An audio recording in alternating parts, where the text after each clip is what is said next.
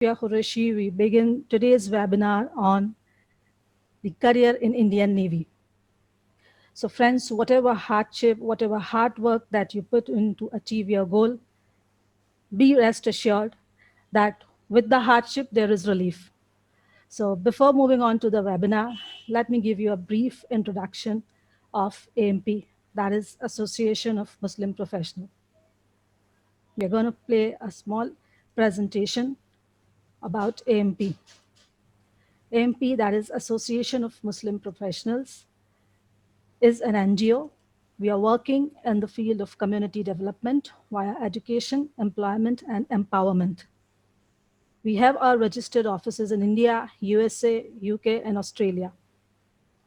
Our vision is to positively impact the lives of 10 million people by 2030 with an aim to empower the underprivileged for the greater benefit of the society and to build a community which is advanced in education, socially progressive, and economically dynamic.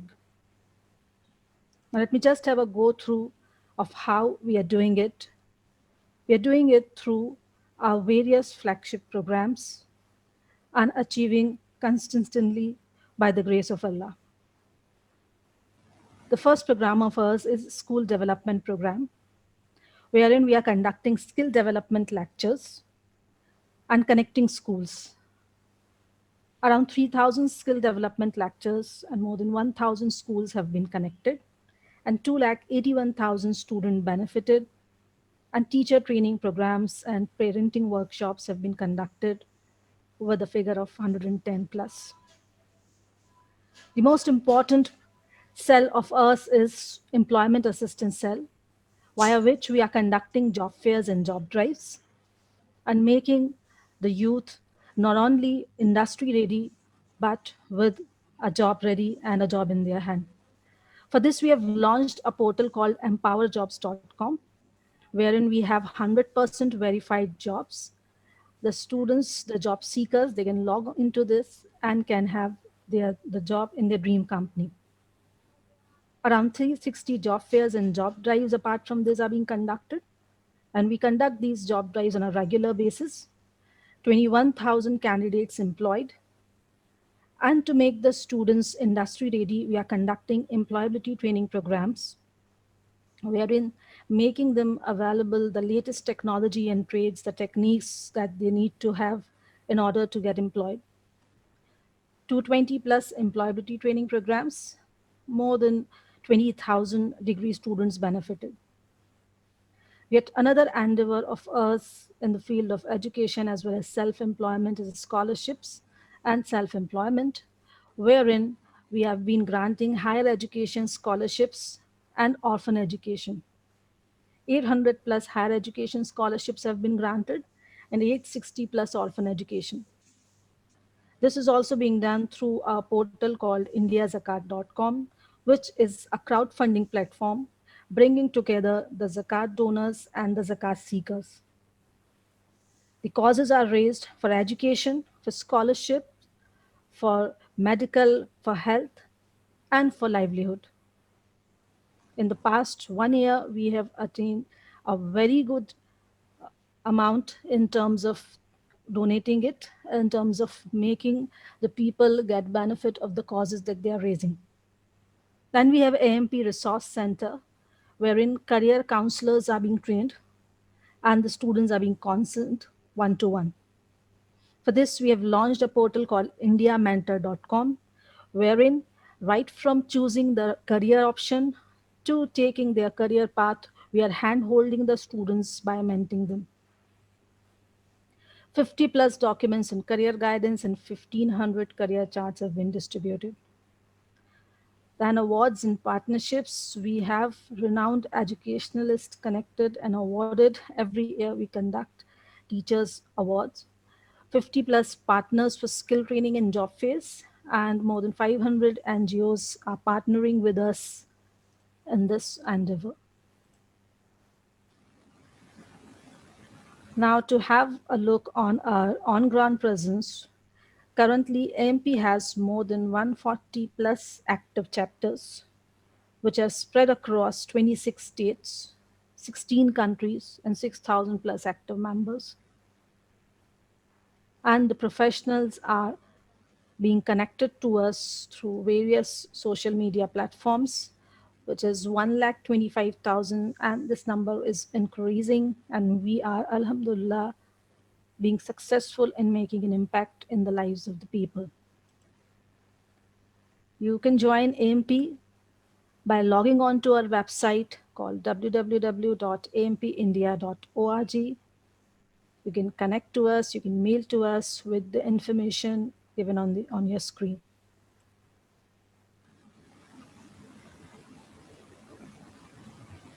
Thank you. Now, to begin the webinar, I would like to welcome once again Mr. Khalid Khan and introduce the man on the mission, though he needs no introduction. But let me give you his journey. He is an ex-Indian Air Force officer, and he has dedicated himself for the educational upliftment of the Muslim community and is now the director of St. Harris High School and Hajra Girls Junior College. He conducts various educational and vocational seminars and motivates and guides the youth to join Indian Armed Forces, and is a YouTuber who regularly updates about the vacancies and the various career options available. Over to you, Mr. Khalid Khan. Let's have your session now. Thank you. Thank you very much. And let me begin with the session, inshallah. So, today we are going to talk about one of the largest navy in the world. See, Indian Armed Forces consist of three forces mainly. That is, number one is Army, number two is Navy, and third arm is the Indian Air Force. Mainly, the Army plays a major role, जो जिसको कोई बोलते हैं कि ज़मीनी फौज जो है वो बहुत अहम किरदार करती है किसी भी जंग में या किसी भी चीज़ में। इसके साथ ही जो ये सपोर्टिंग विंग्स हैं आपके नेवी के और एयरफोर्स के, ये सपोर्ट में थी। अभी लास्ट टाइम हमने कवर किया था कि इंडियन आर्मी का रोल क्या है और कैसे कैसे इसको करते हैं, किस तरीके से ज्वाइन कर सकते हैं, how you can serve the nation directly by joining the Indian army. And today we will be discussing in detail इंशाल्लाह the Indian navy system. Indian navy क्या है, उसका क्या रोल है और किस तरीके से इसमें आप ज्वाइन कर सकते हैं, how you can become part of it. So let me say that navy जो है इसके मेनली 4 रोल्स कैटेगराइज किए गए हैं, जिसमें number 1 is military role, number 2 is diplomatic role, और number 3 is constabulary role, and number 4 is benign role. Briefly I will give you one idea कि military role क्या है। कि मिलिट्री रोल ये है कि अगर कोई भी कंट्री आपके ऊपर किसी भी किस्म का एग्रेशन करता है, कोई अटैक होता है, या इंडियन टेरिटरीज में थ्रू वाटर्स अगर एंट्री लेने की कोशिश करते हैं, तो नेवी का काम है कि उसको वहीं पे रोक दे और उसको इलीगली अपने कंट्री के जो मरीन बॉर्डर्स है उसके अंदर एंट्री ना लेने दे। That is the military role which is the first and foremost role for the Indian navy.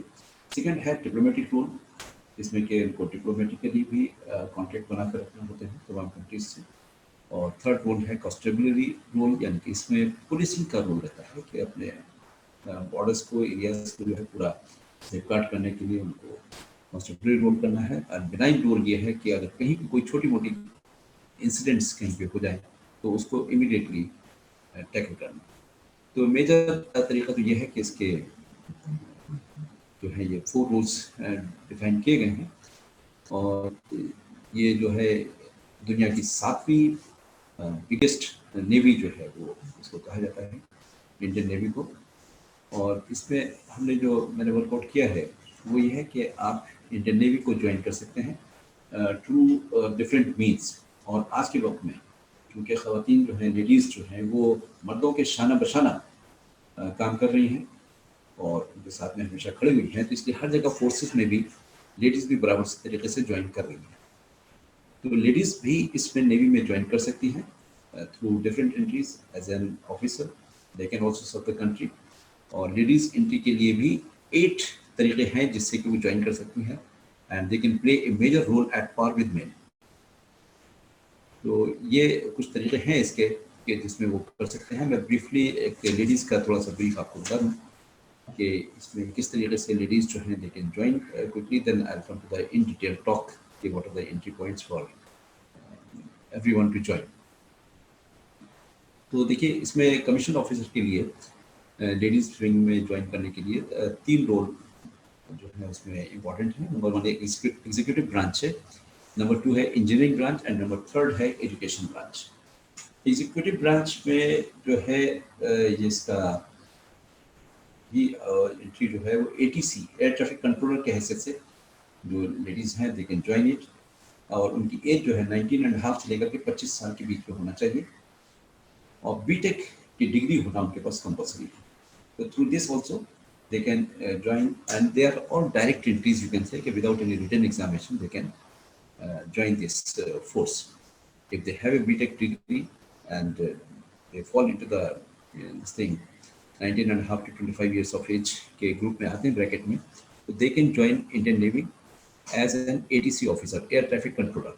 क्योंकि ये अभी नेवी में जो है जो आर्म्स विंग है यानी कि एयर विंग जो है that also plays a major role. यानी कि बहुत से जहाज़ जो हैं वो भी ज़रूरत पड़ती है कि नेवी की लड़ाई में और दूसरे तरीके से उसको फाइट करने के लिए. तो नंबर 2 होता है कि इसका इंजीनियरिंग ग्रेजुएट्स के लिए एक और है जिसमें 19 to 24 ईयर्स ऑफ एज होना चाहिए. नोटिफिकेशन इसका साल में 2 मरतबा आता है, मार्च एंड अक्टूबर में, और उसके three they can join it. And 3 है लॉजिस्टिक्स ब्रांच. लॉजिस्टिक्स ब्रांच में जो है ये 19.5 से 25 साल की एज, नवंबर में इसका नोटिफिकेशन वंस इन ईयर ही आता है. तो लॉजिस्टिक्स सेंटर के लिए अगर चाहिए तो उसकी क्वालिफिकेशन है BE BTech MBA वगैरह अगर है तो उन्हें कर सकते हैं. नंबर 2 इसमें वर्क यानी कि civil BE bachelor of engineering की है, they can join in work category. And catering जो है MSc HM MBA वगैरह किया है तो उसमें भी वो ज्वाइन कर सकते हैं. नंबर 4 है पायलट एंट्री यानी कि women also they are flying the aircrafts now. तो उनकी एज ग्रुप है 19 to 24 ईयर्स.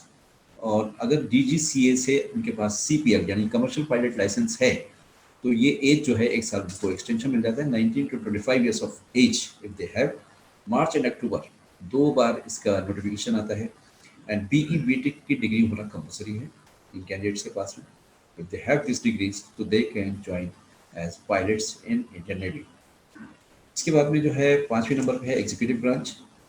एग्जीक्यूटिव ब्रांच में लॉ एंट्री है जिसमें लॉ के लिए आपको चाहिए 22 से लेकर 27 साल अगर आपकी एज है और LLB की डिग्री आपके पास है तो then you can join as a executive branch. फिर एजुकेशन ब्रांच है. एजुकेशन ब्रांच में जो है 21 to 25 ईयर्स ऑफ एज होना चाहिए. अप्रैल में एक साल में एक ही बार इसका नोटिफिकेशन आता है. PCM यानी physics chemistry maths computer IT वगैरह में अगर मास्टर्स की डिग्री है. इंजीनियरिंग ग्रेजुएट्स जो हैं वो भी इसमें एलिजिबल हैं, या आपने किसी भी स्ट्रीम में पॉलिटिक्स में या एडमिनिस्ट्रेशन में MA वगैरह की डिग्री आपने ले रखी है तो they can also join in education branch. फिर 7 नंबर पे है एजुकेशनल इंजीनियरिंग ब्रांच जिसमें कि नवल आर्किटेक्चर 19.5 से 25 साल की एज है. नवंबर में नोटिफिकेशन आता है और इसमें मैकेनिकल सिविल एरो इंजीनियरिंग वगैरह एरोनॉटिकल इंजीनियरिंग वगैरह की है they can join as naval architecture. Naval armament inspector के हिसाब से भी उनको ज्वाइन किया जा सकता है. तो ये कुछ एंट्रीज हैं जहाँ पे women directly they can apply and they can appear in the examination.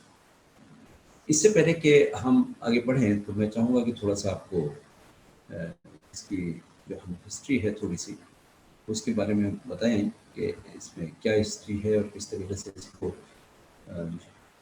लेके चला है, किस तरीके से आई है. तो लेट मी सी. देखिए ये जो है ब्रीफ हिस्ट्री में बताऊँ आपको कि this is the 7th largest navy in the world. Number 1 पे जो है वो है आपका US यूनाइटेड स्टेट्स. नंबर 2 पे आपकी रशिया है. नंबर 3 पे है China. Number 4 is Japan. Number 5 पे है UK एंड नंबर 6 पे है France and 7th number is India. So this is the 7th largest मतलब टॉप 10 में अपनी इंडियन नेवी आती है. तो it's a very big organisation you can say. इसके बाद में हम देखते हैं कि Indian Navy traces its origin to East India company's marine which was founded in 1612 to protect British merchant shipping in the region. अब से कुछ 100 साल पहले, कुछ सेंचुरीज पहले एक ऑर्गेनाइज्ड नेवी का तस्वुर जो था वो लोगों के जहन में नहीं था।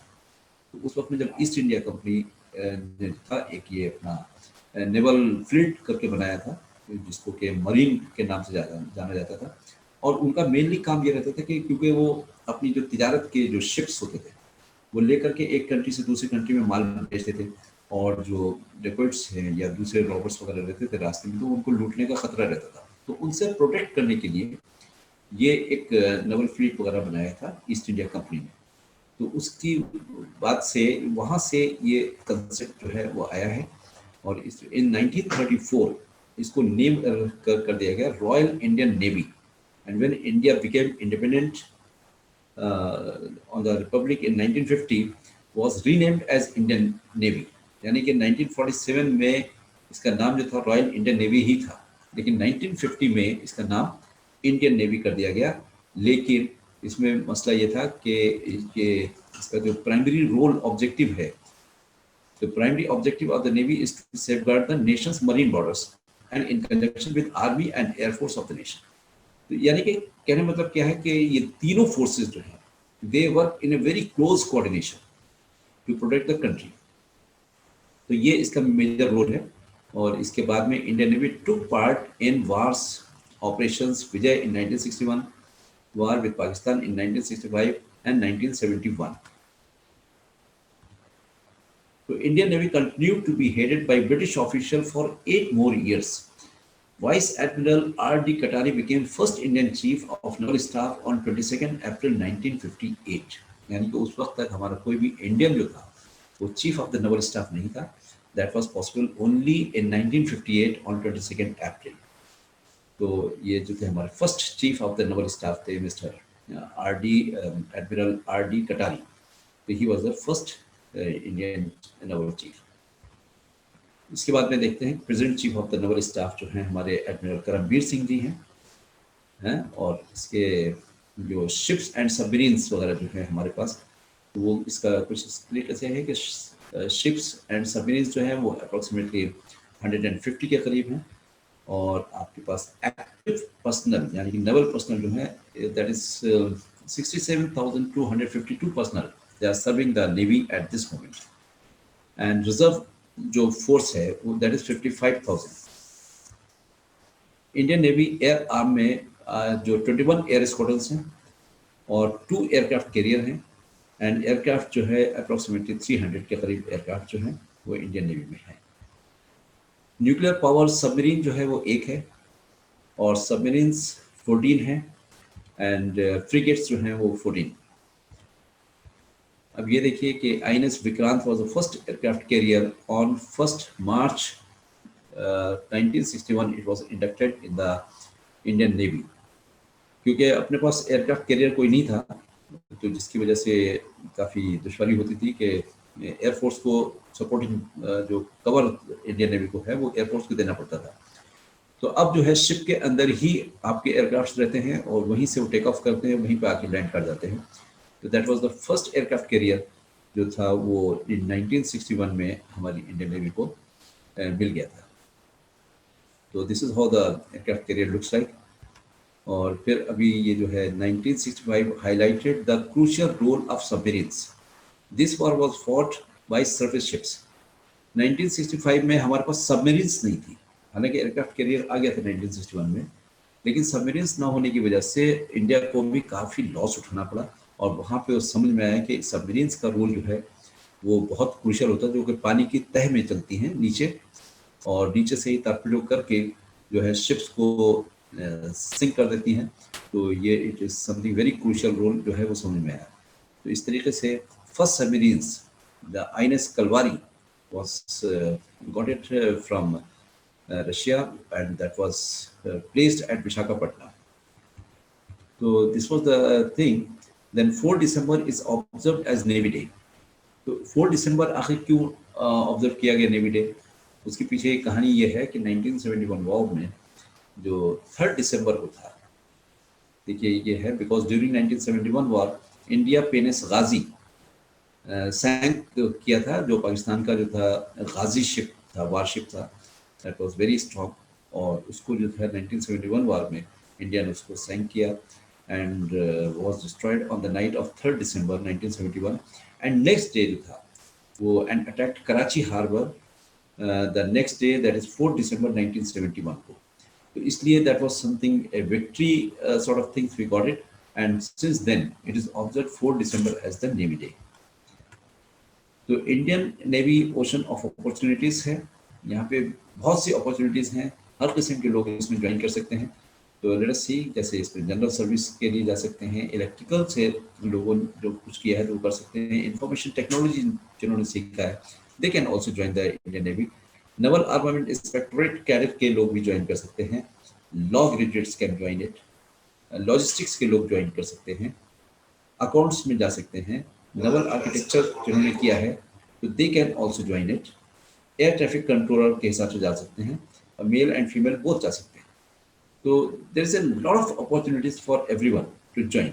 तो अब यह है कि अपने को प्रूव करना है, you have to, there is a selection procedure and if you are proving well in that, so there is no point, immediately you can join the Indian Navy. And here I am just trying to explain that there are 11 ways to join Indian Army. मतलब एक दो तरीका नहीं है, बल्कि कई तरीकों से आप इंडियन आर्मी ज्वाइन कर सकते हैं। मेनली ऑफिसर्स बन सकते हैं and otherwise also as a sailor, यानी कि लोअर कैडर में भी आप ज्वाइन कर सकते हैं। तो इंडियन के ये जो इसमें पॉइंट है, तो एज एन ऑफिसर सबसे पहले आता है हमारा जो बहुत ही एलिट किस्म का एग्जामिनेशन होता है, that is national defence academy NDA and naval academy examination. ये साल में 2 मरतबा कंडक्ट किया जाता है, it is conducted twice a year. और इसमें जो ख़ास बात यह है कि आपको 10+2 पास होना चाहिए, और 12th में भी आपके पास फिजिक्स केमिस्ट्री मैथ्स होना कंपलसरी है। तो पासिंग परसेंटेज इसमें नहीं है एनडीए के लिए, जो भी आपकी पासिंग परसेंटेज है इवन 35-40% से भी अगर आपने पास किया है तो you can join NDA by appearing a written examination. Navy join करने के लिए 2 रिटन एग्जामिनेशन है, बाकी डायरेक्ट एंट्रीज जो है वो नेवी डायरेक्ट ऐड देती है और उसके थ्रू जो है आप ज्वाइन कर सकते हैं। उन रिटन एग्जामिनेशन के थ्रू जो एग्जाम ज्वाइन करने का तरीका है उसमें नंबर 1 है एनडीए।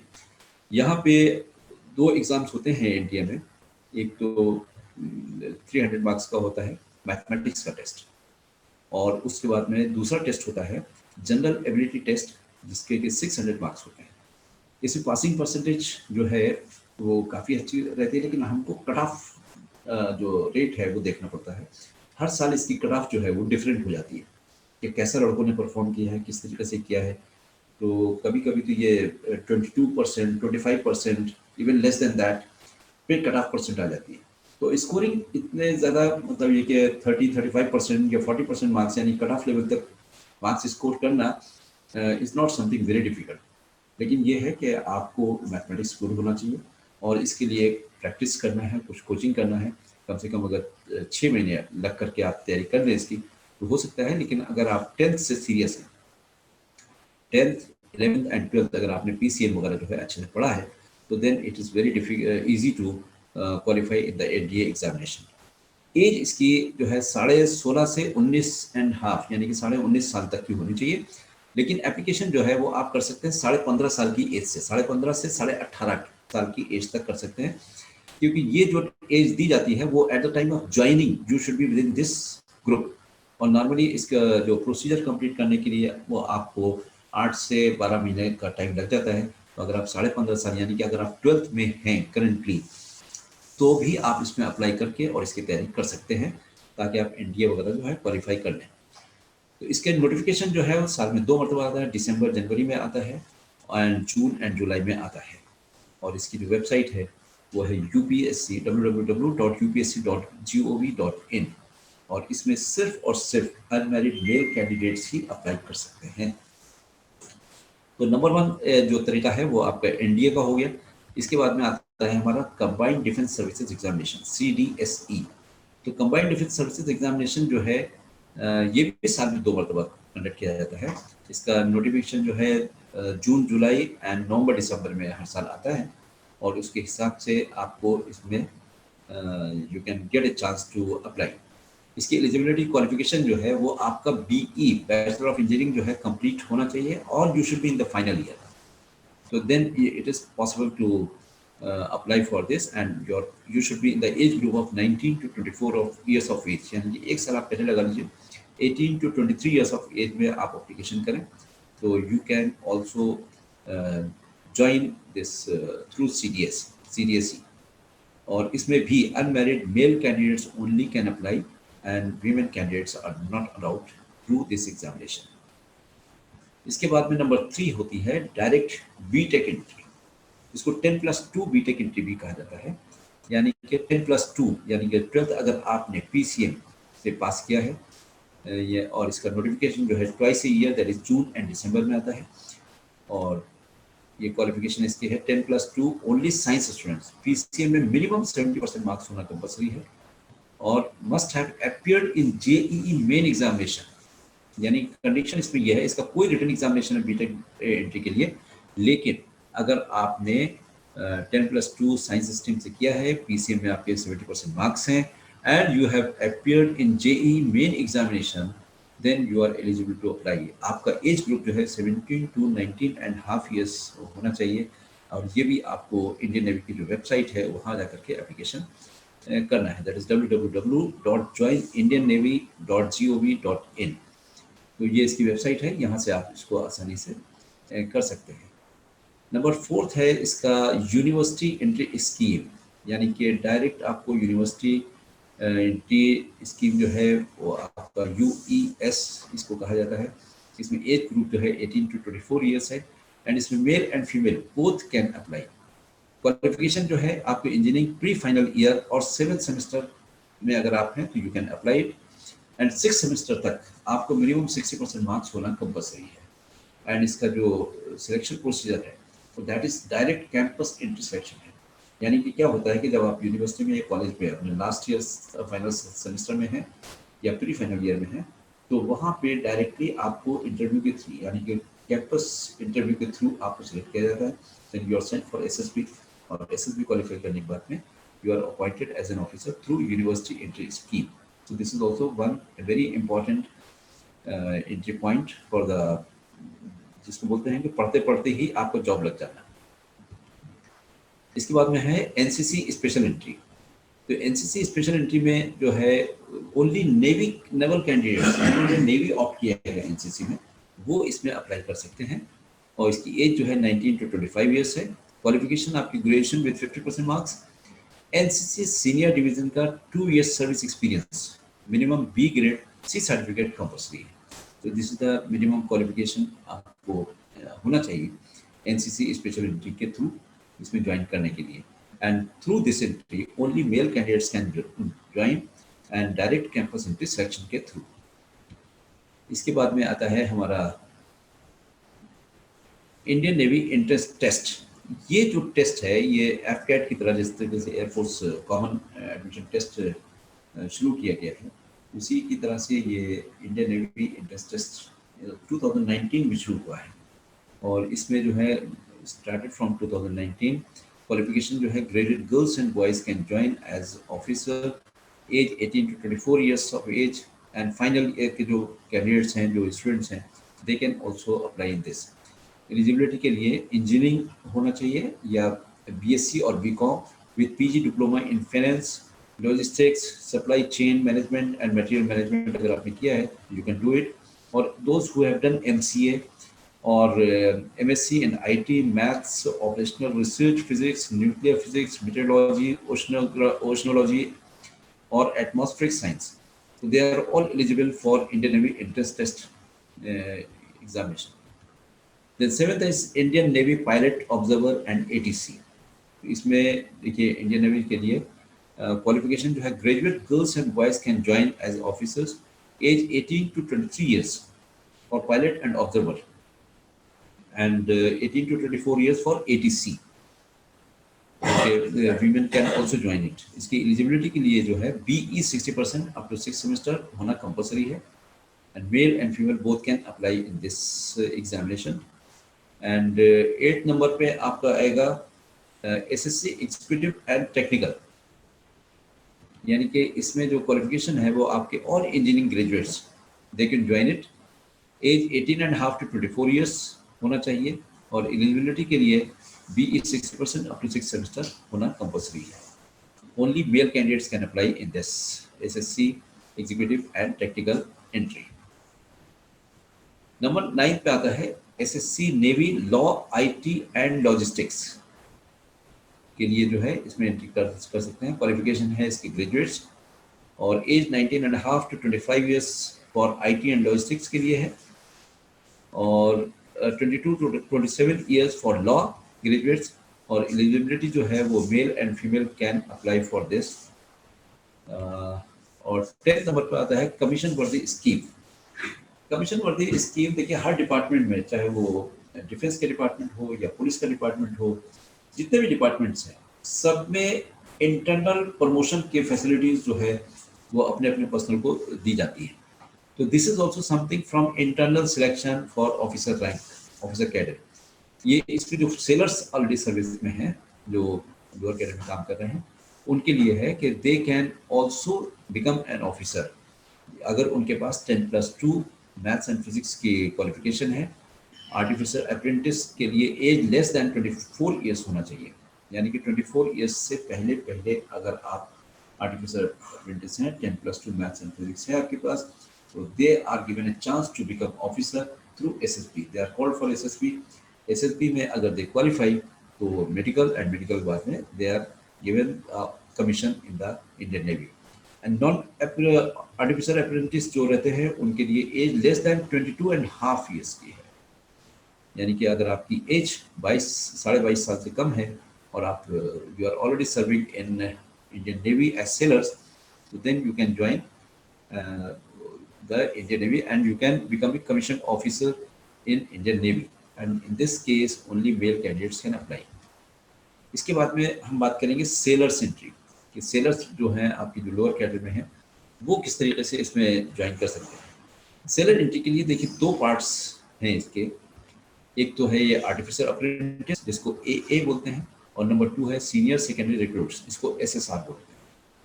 तो इनमें जो है क्वालिफिकेशन है आपकी 12th पास होना चाहिए with maths and physics and common online examination होता है इसका दोनों चीज़ के लिए, यानी कि आर्टिफिशियल अप्रेंटिस और सीनियर सेकेंडरी रिक्रूट्स के लिए कॉमन ऑनलाइन एग्जामिनेशन होता है। फेज 1 में AA all India merit list 60% इन 12th मार्क्स, जिनके मार्क्स जो है स्टैंडर्ड 12th में 60% के ऊपर हैं उनको आर्टिफिशियल अप्रेंटिस के लिए ऑल इंडिया मेरिट लिस्ट बनाई जाती है और उसके हिसाब से जो है उनको रैंकिंग दी जाती है। और बाकी जो बचे हुए स्टूडेंट्स रहते हैं उनको स्टेट वाइज मेरिट लिस्ट बनाई जाती है। तो उनको नॉन परसेंटेज क्राइटेरिया रहता है उनका, यानी कि ऐसा कुछ भी नहीं है कि 12th में आपकी कितनी परसेंटेज थी और किस तरीके से आपको पास करना है, तो ये उसकी बेस के ऊपर है। तो SSR के लिए ये अप्लाई होता है। यहाँ से जो मेरिट में आ जाते हैं उनके लिए फिर फेज 2 रहता है। फेज 2 में फिजिकल फिटनेस टेस्ट होता है और फिजिकल फिटनेस टेस्ट के बारे में बता चुका हूँ कि it is very easy, not very tough, but at the same time you need to have some practice in the sense के 1.6 किलोमीटर की आपकी रनिंग रेस वगैरह रहती है और फिर आपको कुछ पुलअप्स पुशअप्स जो है वो करना पड़ते हैं, जिगजैग बैलेंस वगैरह रहता है। तो इसकी एज जो है 16.5 to 19.5 ईयर्स एज रहती है इसमें फेज 2 के लिए और इस तरीके से आप ज्वाइन कर सकते हैं। फिर इसके बाद में आता है Indian Navy matric recruit, that is called MR। अब MR के लिए नोटिफिकेशन जो है ट्वाइस ही है, यानी कि साल में 2 मरतबा नोटिस आता है इसका। एज है इसकी 16.5 to 19.5 ईयर्स और ये जो वैकेंसीज रहती हैं ये शेफ, स्टेवर्ड एंड हाइजीनिस्ट, ये 3 जगहों के लिए रहती है जगह। तो इसमें भी आप ज्वाइन कर सकते हैं। ऑनलाइन एग्ज़ाम रहता है, ऑनलाइन एग्ज़ाम जो क्वालिफाई करेंगे उनका फिजिकल फिटनेस टेस्ट होगा, thereafter medical and then appointment. तो ये तो थी इसकी जो आपकी सेलर एंट्री थी। इसके साथ ही इंडियन नेवी जो है वो स्पोर्ट्समैन के लिए भी वैकेंसीज बराबर निकालती रहती हैं। तो जिसकी एज है 17 to 22 years only for boys. Qualification for 10th and 12th passed students form offline application रहता है, इंटरनेशनल, नेशनल, स्टेट और यूनिवर्सिटी लेवल। ये स्टैंडर्ड पे अगर आपने कोई भी इंडिविजुअल गेम या टीम गेम में रिप्रेजेंट किया है एंड कुछ आपके पास गोल्ड, सिल्वर या ब्रोंज मेडल्स वगैरह हैं, या उससे कुछ जगहों पे इसकी और भी रैंकिंग दी जाती है कि फोर्थ पोजीशन, फिफ्थ पोजीशन पे भी अगर आप हैं तो you are eligible to apply for these exams. इसके लिए भी कोई रिटन एग्जामिनेशन नहीं होता है। After shortlisting the candidates based on your documents, medals, and the achievements, then they are called for the trials and they are appointed under sportsman quota. So ये sportsman का हो गया है। अब हम देखेंगे कि difference between Indian navy and merchant navy होता क्या है कि नेवी को समझते हैं मर्चेंट नेवी, और इंडियन नेवी में भी बहुत से लोग कंफ्यूज हो जाते हैं कि इंडियन नेवी क्या है, मर्चेंट नेवी क्या है। तो इंडियन नेवी का मैंने आपको रोल बताया कि mainly it is to defend the borders of the country, marine borders, और एक यूनिफॉर्म की सर्विस है। और मर्चेंट नेवी जो है ये बिल्कुल एब्सोल्युटली प्राइवेट कंपनीज की रहती है, और इसका टास्क रहता है कि जो सामान जो है वो शिपमेंट जो किया जाता है from one country to another, तो उसके ऊपर इनकी सर्विस रहती है। हालांकि सैलरी वगैरह अच्छी रहती है, लेकिन वो एक प्राइवेट जॉब होता है, और इंडियन नेवी जो है वो गवर्नमेंट जॉब है। बहुत से लोगों को मिसअंडरस्टैंडिंग रहती है कि शायद मर्चेंट नेवी जो है वो भी गवर्नमेंट जॉब है, तो ऐसा नहीं है। और ये डिफरेंट कंट्रीज हैं थ्रू आउट द वर्ल्ड, जो शिप्स हैं उसकी कंपनीज हैं, उसको ज्वाइन किया जा सकता है, और उसके लिए कुछ कोर्स करना पड़ते हैं। तो मैं ब्रीफली एक तरह से आपको खाका दे दूँ कि मर्चेंट नेवी क्या है और उसके बारे में कैसे कर सकते हैं इसके लिए। तो after 10th and after 12th दोनों तरीके से आप इसको ज्वाइन कर सकते हैं। रोल ऑफ मर्चेंट नेवी जो है वो मैंने आपको बता दिया क्या है। कोर्सेज होते हैं डिप्लोमा आफ्टर 10th। अगर आपने 10th के बाद में आप मर्चेंट नेवी ज्वाइन करने की सोच रहे हैं तो आपको जीपी रेटिंग का diploma in nautical science, DNS and commercial driving वगैरह का डिप्लोमा आप कर लेंगे तो वो आपके लिए फ़ायदेमंद रहता है। एंड ये डिप्लोमा जो है 3 to 6 months electrical fitter and sweeper के भी होते हैं, वो डिप्लोमा भी आपको काम देगा। फिर मर्चेंट नेवी में आफ्टर 12th पीसीएम में आपके 60% मार्क्स होना कंपलसरी है, यानी फिजिक्स, केमिस्ट्री, मैथ्स में। और इसके बाद एज जो है आपकी 17 to 25 ईयर्स अनमैरिड होना चाहिए। एंट्रेंस एग्जाम होता है Indian maritime university entrance exam. अगर आपने क्वालिफाई कर लिया तो then you can do this thing diploma courses, BSc nautical mile, BE petroleum, BE mechanical, civil, marine engineering, and salary depends on the post. यानी कि salary शुरू में तो बहुत ज़्यादा नहीं होती है, from 12,000 to 20,000 for the 10th pass students. और उसके साथ ही डेक एंड इंजन, यानी कि दो कैटेगरीज रहती है शिप के अंदर कि आप किस जगह पे काम कर रहे हैं। तो इंजन पे जो काम करते हैं उनकी सैलरी तरह से थोड़ा ज़्यादा होती है, और डेक साइड वालों की कम होती है। तो इनिशियल जो आपकी सैलरी रहेगी वो 30,000 एंड 45,000 के बीच में हो सकती है, depend on the ship, company वगैरह कौन सी कंपनी आप ज्वाइन कर रहे हैं। और अगर डेक साइड में है तो वहाँ पे आपकी 15 से 25,000 के बीच में सैलरी हो सकती है। तो ये कुछ चीज़ें थी जो मैं आपको बताना चाहता था कि इंडियन नेवी आप इतने तरीक़ों से ज्वाइन कर सकते हैं। और इसकी जो नोटिफिकेशन का टाइम है वो भी मैंने बताया है कि girls and boys both can join this Indian navy. और मेरे ख्याल से टाइम तो अपना ख़त्म हो रहा है। तो ये कुछ चीज़ें थी जिसको मैं शेयर करना चाहता था। और अगर कुछ इस सिलसिले में कोई सवाल वगैरह हैं तो you can ask me, you can answer the questions. Thank you very much, Mr. Khalid Khan. A brief about how women can enter.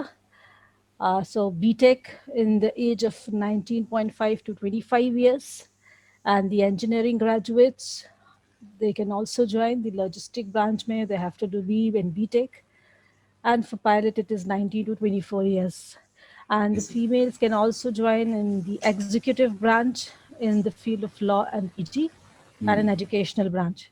Mr. Khan, can you please tell me about, you said Indian Navy Entrance Exam 2019 have been ये it is a started. Common entrance examination जो शुरू किया Yes. है ये। Mm-hmm. तो उसके तहत जो है ये कॉमन एंट्रीज जो है Ji. वो अप्लाई करते हैं, जिसमें main and women they can join it Okay. Together. Can you brief about the exam pattern? How was it like? Exam pattern तो सेम है, उसमें मैथ्स स्पेशली जो है that plays major role. Ji.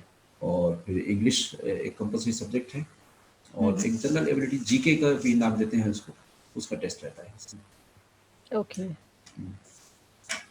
And can you please put some more details in the university entry scheme?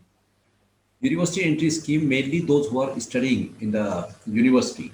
I mean, saying they are students, still they are students, and in the final year or the seventh semester they have completed. तो वो condition है कि directly campus में जाकर के naval authorities जो है वहाँ पे इंटरव्यू ले करके उनको सिलेक्शन करते हैं। अच्छा, जैसे एंट्रेंस एग्जाम या रिटन एग्जाम होता है वो नहीं देना वो पड़ेगा। नहीं होता जी, उसमें डायरेक्ट कैंपस इंटरव्यू इसको बोलते हैं। तो वहाँ ओके। जाकर के इंटरव्यू ले करके then they are called for the SSB. SSB is compulsory for the officers, अच्छा। फॉर ऑल द ब्रांचेस, किसी भी स्ट्रीम के हों तो। लेकिन एसएसबी कंप्लीटली, क्योंकि वहाँ पे क्या है कि SSB is something you know कि they try to find out the officer qualities in the person, and that is something very unique system. The last session I'll be taking on SSB only, so you Okay. will know exactly what exactly the SSB is. अच्छा. Another question is, you've spoken about BTech and BE, the graduates from the engineering branch. Do Yes. we have something for the degree students, that is BSc or the PCM students? PCM students, they have a lot of scope, but the percentage criteria is given. Okay. Huh? And the normal the degree students, they cannot apply for that. Normal degree students means, The commerce and the other fields, BA or they have. they are not in degree. Okay. Age Muhammad Salahuddin, you can go through the PPT. I'll share that with you. And Abdul Samad wants to know, merchant navy to have their own police or marshals to deal. Yes, they have their own police, naval police. All the three forces, they have their own police, and they manage the things. Okay.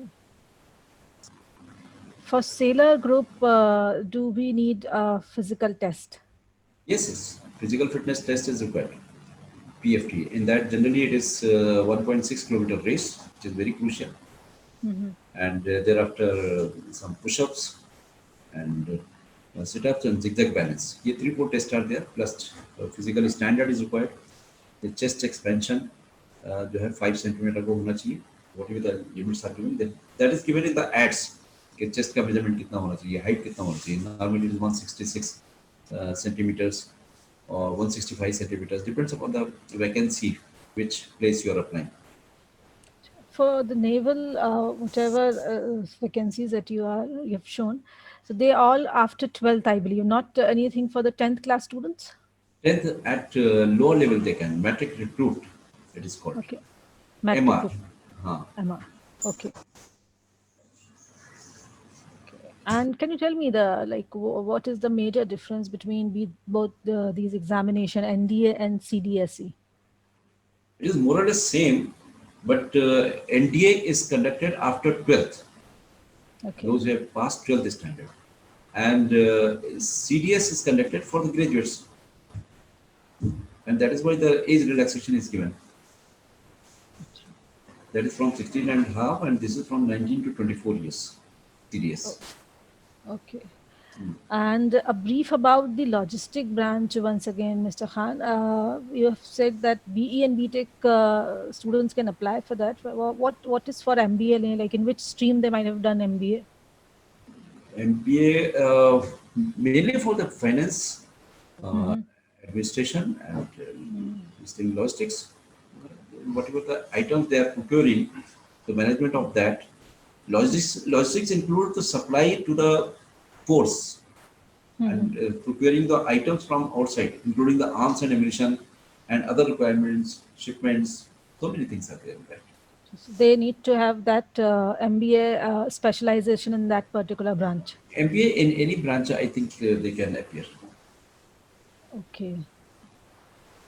And then air traffic controller, you've already spoken about. So direct campus entry may, what is the students needs to do? Like, does the college approaches them, or how is it done? No, normally the Navy approaches them. Acha. हाँ, कि different जो selected colleges हैं, और reputed colleges हैं, so they go and they ask for the volunteers. I mean, not volunteers, those who are interested. So they come like IITs. You must have heard. Companies, the multinational companies, they come and select the candidates from there itself. So it is similarly, it is that way. They conduct the interview on the campus, and then they call them for the SSB examination. If they clear the SSB, then yeah, they are given the appointment letter. Okay. So like no public notification for that. I mean, it's from college to the Navy. It is directly they conducted. Okay. Is there any age relaxation for the female candidates in the openings that you have spoken about the females? No age, whatever is given, that is final. Even the one day matters. Okay. Yani whatever the date they give, 1st April, so and so year to 31 May or something, whatever they give, even one day here and there, we cannot do it. Very strict. Okay. And right from their 12, they need to have a percentage of 60% in the PCM. Minimum 60%. Okay.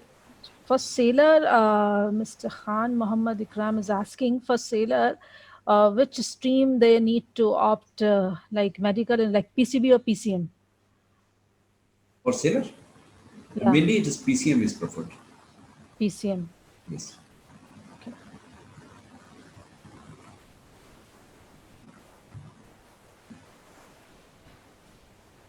And a bit more about the educational branch, the naval architecture that you have said.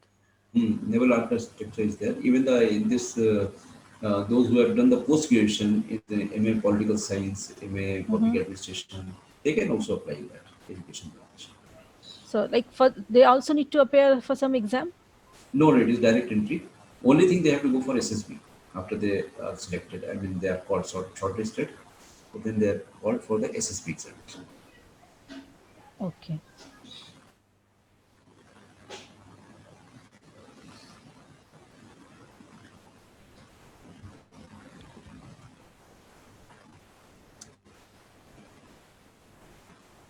For this Indian Navy entrance entry exam, do we have this percentage criteria as well?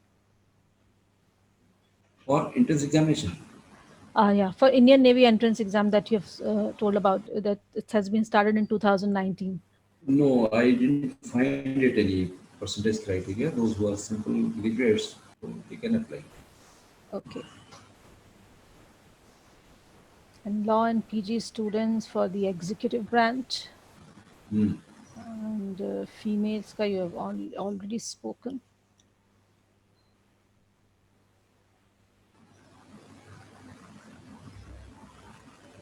Any other suggestion, any other advice that you need to give to the students, Mr. Khan? For It depends mainly because interest plays a vital role in joining the forces. First, you should have a passion to serve the nation, wearing the uniform and serving the nation directly, and then you should means क्योंकि हर एक के इंसान का कुछ ना कुछ वो होता है, पैशन होता है, किस तरफ जाए कैसे करे. अब जैसे मुझे खुद अपना flying the aircraft was my passion, कि जहाज उड़ाना है, तो हर एक को नहीं हो सकता है. इसी तरीके से लोगों को पानी से या जहाज यानी शिप्स में या सबमरीन में काम करना, वो उनके लिए एक पैशन हो सकता है. तो it depends upon the passion. और अगर वो चीज़ उनको मालूम है तो fair amount of adventure also you get. You need to perform your skills and you really enjoy the life. कि क्या जिंदगी है, ये मतलब मोनोटोनस नहीं है. It is full of life जिसको बोल सकते हैं, उस तरीके की है. And one more category that you have spoken about, Mr. Khan, is from 15 years. You said 16 year to 25 years is the age, but they can apply in the 15 year as well. Can you please tell me that once again? Actual तो notification में जो date होती है वो 16 and ji half से 19 and half है. For example NDA. जी. तो लेकिन उसका ये जो डेट दी जाती है नोटिफिकेशन में, वो at the time of joining का होता है, कि जब आप ज्वाइन करेंगे सर्विस, उस टाइम पे आपकी ये एज ब्रैकेट में आना चाहिए, अच्छा. Not at the time of application. ये कैंडिडेट्स को थोड़ा सा डाउट रहता है कि शायद हम एक साल कम है या 12th में हम पढ़ रहे हैं, एग्ज़ाम पास नहीं किया है, तो हम इसमें कैसे अप्लाई कर सकते हैं।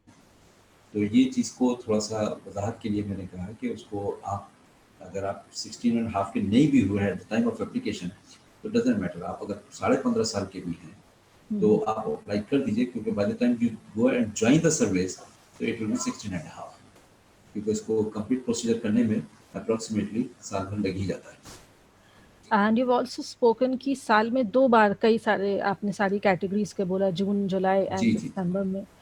तो is this the standard in दो उसमें ही होगा, या वैकेंसीज कभी और भी हो सकती हैं, या एंट्रेंस एग्जाम या एप्लीकेशन कभी और भी दी जा सकती है? थोड़ा बहुत प्लस माइनस रहता है, जैसे अभी जी। पैंडेमिक की वजह से जो है काफ़ी नोटिफिकेशंस हैं वो काफ़ी लेट आए हैं, हम्म क्योंकि सबको मालूम है कि पैंडेमिक में लोग अपेयर नहीं कर पाएंगे एप्लीकेशन वगैरह में। तो हम्म उस तरीके से थोड़ा बहुत आगे पीछे होता है, लेकिन जनरली जो एक ट्रेंड है, जो उनका सेट रूल है कि कौन सी वैकेंसी साल में एक बार आएंगी, कौन सी साल में 2 बार आएंगी, तो उस तरीके से ही चलता है। ऐसा ऑप्शन होगा मिस्टर खान की दिसंबर में फॉर एग्जांपल नोटिफिकेशन आया और 12th का रिजल्ट अभी नहीं आया है and the percentage criteria is 60%? हाँ, तो यू तो can write appearing for the exam. Okay, हाँ, अपियरिंग इन 12th। उसके बाद they can furnish the certificate. Yes, yes, yes. और अगर बिकॉज 60% फिर नहीं आए तो? हाँ, तो दे विल नहीं, 60% किस एग्जाम की बात कर रहे हैं? अगर आप एनडीए के लिए बात कर रहे हैं तो उसमें 60% की कट ऑफ नहीं है। यू शुड अच्छा, have simple past percentage. Okay. कुछ एग्जाम्स हैं जहाँ पे 60% होना जी। ही चाहिए, तो वो हाँ एक हाँ, कंडीशन है, वन हैज टू फुलफिल। अगर उसमें नहीं आया तो ऑब्वियसली रिजेक्ट हो जाएगा। Okay okay, let me check FB live questions as well, to have this thing in mind that what field they need to go to and how they can apply. So Asif Darwar is asking above 25 cannot apply. So I mean, you have already answered that whatever is the age criteria, it is very strict, Very and strict, very strict. you need to follow whatever date of birth that has been mentioned on your certificate. That's That fine. would be counted irrespective of chota bada.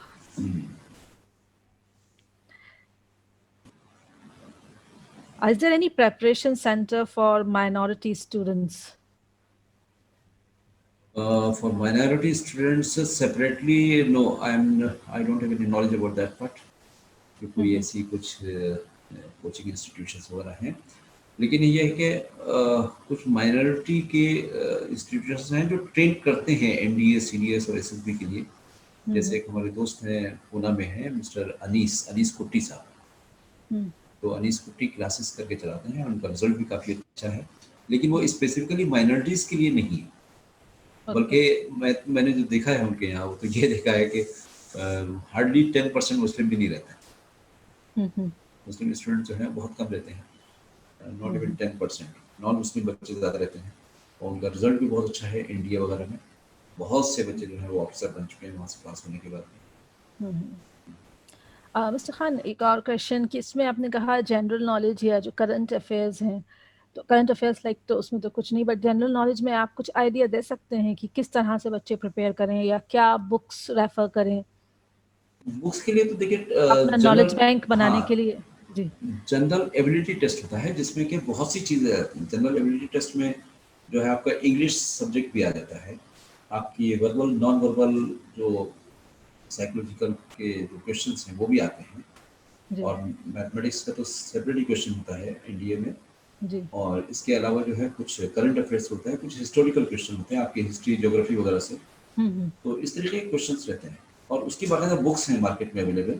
और इसके अलावा private coachings भी हैं, कि जो उसको train करते हैं और बताते हैं कि किस तरीके से आप उसको तैयारी करें, तो ईजी हो जाता है पास करने के अच्छा, और इंटरव्यू के बारे में कुछ आप बताएं। लिए। इंटरव्यू जो है वो एसएसबी है, okay. Services selection board, and that goes for about 5 days।